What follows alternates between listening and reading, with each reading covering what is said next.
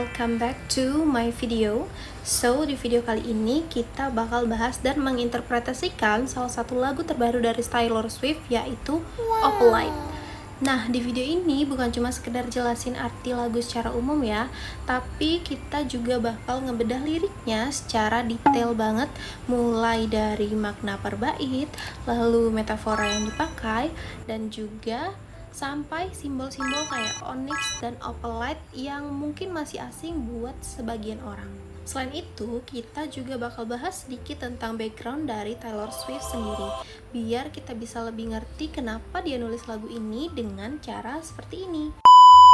Dan di akhir nanti kita bakal ngerangkum keseluruhan makna lagunya, serta lagu ini sebenarnya relate ke siapa aja sih.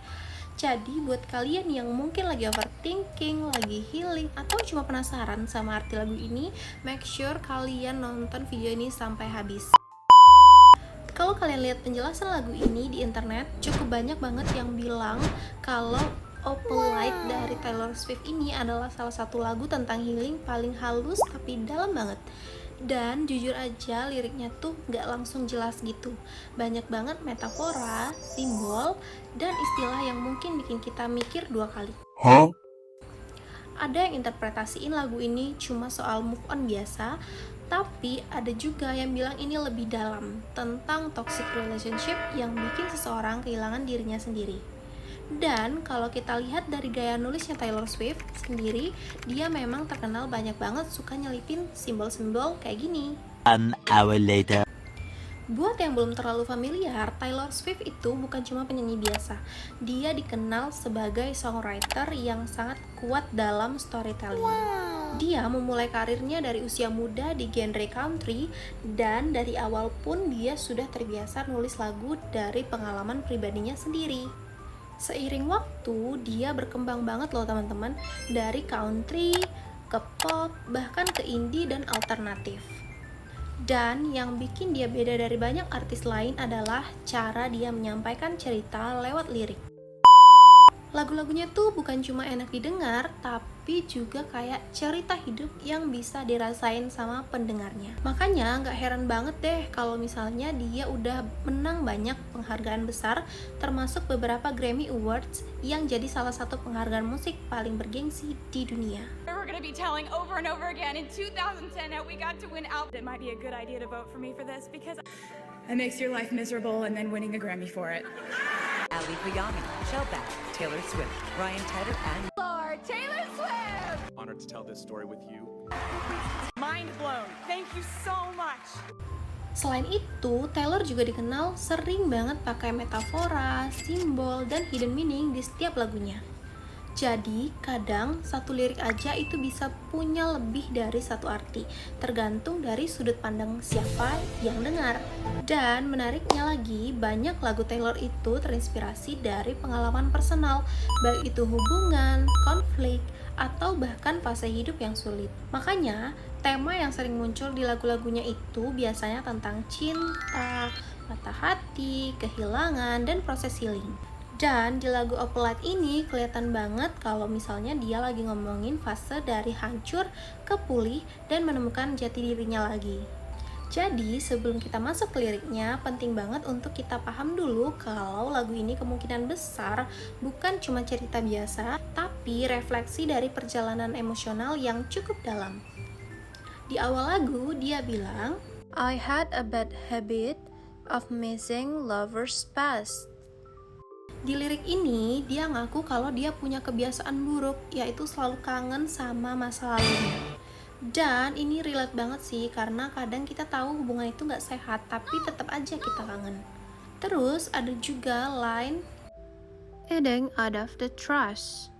Ini bukan arti literal ya, tapi ini metafora. Maksudnya gimana sih? Maksudnya dia itu kayak balik lagi ke sesuatu yang sebenarnya udah enggak layak. Kayak kita tahu itu buruk, tapi tetap kita ambil lagi.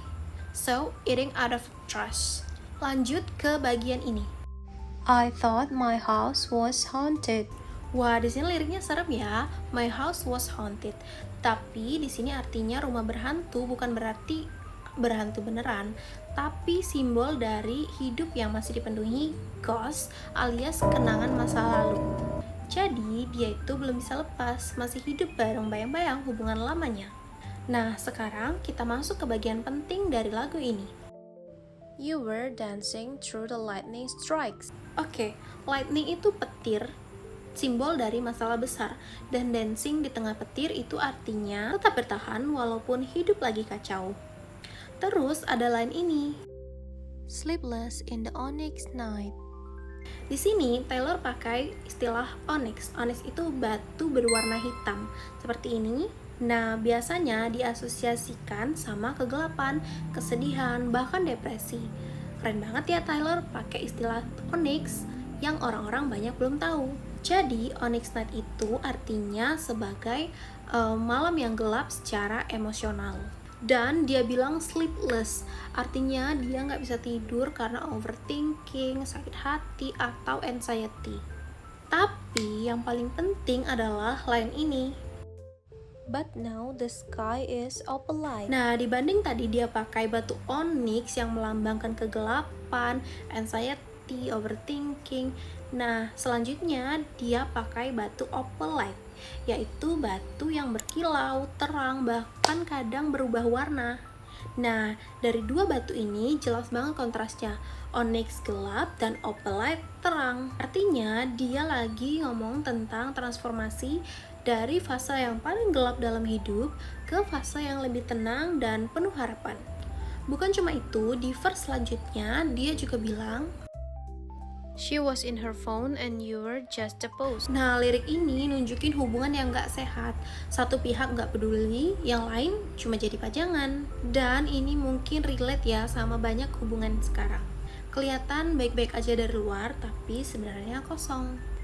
Terus ada line ini yang menurut aku kuat banget. You finally left the table. Oke, left the table di sini bukan berarti dia ngomongin meninggalkan meja makan ya. Ini bukan soal meja makan, tapi dia lagi-lagi memakai metafora. Left the table di sini artinya dia akhirnya keluar dari hubungan itu.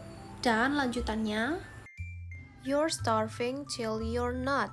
Awalnya pasti sakit, kosong, kehilangan, tapi lama-lama kamu akan baik-baik saja. You will be okay. Oke, setelah itu kita mulai masuk ke bridge. This is just a storm inside a teacup. Yang artinya masalah ini sebenarnya kecil, tapi terasa besar karena kita ada di dalamnya. So dia bilang, 2 hours later. This is just a storm inside a teacup. Lalu di lirik selanjutnya dia juga pakai This is just a temporary speed bump, dimana artinya adalah masalah ini cuma sementara, bukan akhir dari segala-galanya. Lalu Taylor juga nambahin lirik ini, But failure brings you freedom. Nah, menurut aku ini menarik banget karena biasanya kita lihat kegagalan itu buruk ya teman-teman. Tapi di sini Taylor bilang bahwa justru dari kegagalan itu kamu bisa bebas. So, kalau kita tarik keseluruhan maknanya, lagu ini bukan cuma soal patah hati, tapi soal perjalanan seseorang dari toxic relationship, kehilangan diri sendiri, sampai akhirnya menemukan kembali kebahagiaannya. Dan simbol paling penting di lagu ini adalah onyx dan opalite. Seperti yang udah aku jelasin tadi, onyx, batu onyx yang gelap menjelaskan fase gelap, lalu opalite yaitu sebagai fase healing atau fase ada harapan. Dan pertanyaan paling penting dari lagu ini adalah, kamu sekarang lagi ada di fase yang mana?